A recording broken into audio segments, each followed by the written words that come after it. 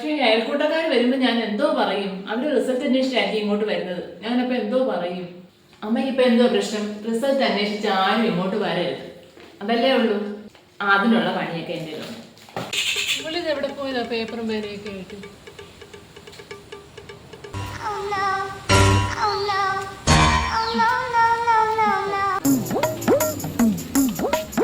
നമുക്ക് ആ റിസൾട്ട് കൂടെ ഒന്ന് പോയി ചോദിച്ചിട്ട് വരാം. മല്ലിക ഒന്ന് കണ്ടേച്ചു വരാതെ. എന്ത് എഴുതി വെച്ചേക്കുന്നേ?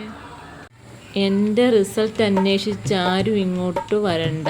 എനിക്ക് ഫുൾ A+ ഇല്ല, ഫുൾ B+ ആണ്. അച്ഛന് B+ഏ ഉള്ളു. ഞാൻ അന്നേരേ പറഞ്ഞില്ലയോ, തോറ്റ് കാണും. അതാ അവര് പറയാഞ്ഞത്. വാ, നമുക്ക് എന്തായാലും ഇവിടം വരെ വന്നേയല്ലയോ. അല്ലല്ല, അവിടെ നിക്ക്. തീർന്നില്ല, ഇനിയുണ്ട് കുറിപ്പ്.